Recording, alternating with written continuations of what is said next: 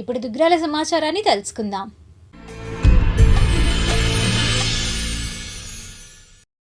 గద్దె గంగాధర్ ఆశయాలను, విలువలను నేటి యువత ముందుకు తీసుకువెళ్లాలని సిపిఎం రాష్ట్ర పార్టీ నాయకులు పి. మధు అన్నారు. బుధవారం దుగ్రాల మండలం రేవింద్రపాడు గ్రామానికి చెందిన సీనియర్ కమ్యూనిస్టు నాయకులు కామ్రేడ్ గద్దె గంగాధర్ సంస్కరణ సభను నిర్వహించారు. ఈ సందర్భంగా జరిగిన సభకు మండల సిపిఎం కార్యదర్శి జెట్టి బాలరాజు అధ్యక్షత వహించారు. అనంతరం మధు మాట్లాడుతూ నీటిపారుదల శాఖలో ఇంజనీర్గా విలువలతో నిజాయితీగా పనిచేసిన వ్యక్తి గద్దె గంగాధర్ అని కొనియాడారు. అనేక ముఖ్యమైన కాలువలు, డ్యాములు కట్టి ఆదర్శవంతంగా నిలబడ్డారని తెలిపారు. అదేవిధంగా రేవింద్రపాడు గ్రామంలో కమ్యూనిస్టు ఉద్యమానికి ఎంతో పేరు ఉందని, రాష్ట్ర మహాసభలు సైతం నిర్వహించారని చెప్పారు. ఈ కార్యక్రమంలో కేవీపీఎస్ రాష్ట్ర నాయకులు G. Nataraju, CPM party Dugrala మండల నాయకులు ఏమినేని స్టాలిన్, నడకుదురు యోగేశ్వరరావు, గొర్రెపాటి శ్రీనివాసరావు, నాగిరెడ్డి తదితరులు పాల్గొన్నారు.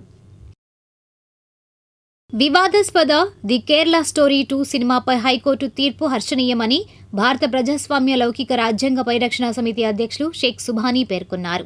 బుధవారం దుగ్రాల ముర్తుజా నగర్లో సమావేశం ఏర్పాటు చేశారు. ఈ సమావేశంలో మైనార్టీ నేతలు షేక్ హుస్సేన్ సాహెబ్, మహబూబ్ జిలానీ పాల్గొన్నారు. ఈ సందర్భంగా సుభానీ మాట్లాడారు. వివాదాస్పద ది కేరళ స్టోరీ 2 అనే సినిమాలో ముస్లింలపై దుష్ప్రచారంతో కూడిన సీన్లపై తీవ్ర అభ్యంతరాలు వ్యక్తమైన నేపథ్యంలో కేరళ హైకోర్టు ఇచ్చిన తీర్పు హర్షణీయం. మత విద్వేషాలను రెచ్చగొట్టే విధంగా సినిమా రూపొందించారని ఆరోపిస్తూ కేరళ హైకోర్టులో పిటిషన్ దాఖలు కావడంతో కేరళ స్టోరీ 2 మీద కేరళ హైకోర్టు స్టే విధించింది. ఇటీవల విడుదలైన టీజర్లోని కొన్ని సన్నివేశాలు వివాదాలకు దారితీశాయి. సినిమాలు ఏ వర్గాన్ని, ప్రాంతాన్ని కించపరిచేలా ఉండకూడదని, చట్టపరమైన నిబంధనలకు విరుద్ధంగా అభ్యంతరకర దృశ్యాలు, డైలాగ్స్ ఉండకూడదని హైకోర్టు సూచించింది. కేరళ స్టోరీ 2 సినిమా ముస్లింల మనోభావాలను తీవ్రంగా గాయపరిచింది. రాజ్యాంగపరంగా ఎవరి మతాలను వారు గౌరవించుకొని ఇతర మతాలను గౌరవించాలి.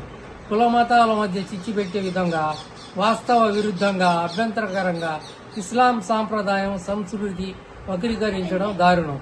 కేరళ స్టోరీ 2 మీద స్టే విధించిన కేరళ హైకోర్టు యూట్యూబ్లో పెట్టిన టీజర్ను తొలగించాలని ఆదేశించింది.